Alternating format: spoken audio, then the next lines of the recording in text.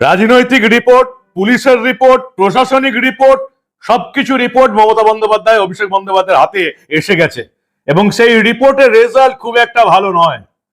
মমতা বন্দ্যোপাধ্যায় তৃণমূল আর চতুর্থবারের জন্য এই রাজ্যের ক্ষমতায় আসছে না, সেটা মমতা অভিষেক দুজনাই বুঝে গেছেন এবং বুঝে গেছেন বলেই ধর্মতলার এই ধরনা মঞ্চ থেকে পিসি এবং ভাইপো দুজনেই চরম উস্কানিমূলক ভাষণ দিলেন, চরম উস্কানিমূলক ভাষণ। এবং এই সাম্প্রদায়িক ভাষণ দিয়ে পিসি এবং ভাইপো এই রাজ্যের দুটো সম্প্রদায়কেই ছোট করলেন।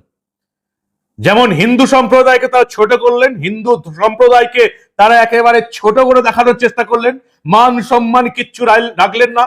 তেমনি মুসলিম সম্প্রদায়কে আবার গুন্ডা দুষ্কৃতী বানিয়ে দিলেন। আশা করি শিক্ষিত মুসলিম সম্প্রদায় এটা সম্পূর্ণ বুঝতে পারবে। সবটা দেখাবো এবং এর সঙ্গে এই প্রতিবেদনে আরো অনেক কিছু বলবো, যে ভোটের সময় নাকি জেল থেকে দাগি আসামিদের ছেড়ে দিয়ে ভোটের কাজ নিয়ন্ত্রণ করা হয়, গুন্ডামি করা হয়। জ্ঞানেশ কুমার আজকে এই টিপস দিয়ে গেছেন মনোজ আগরওয়ালকে।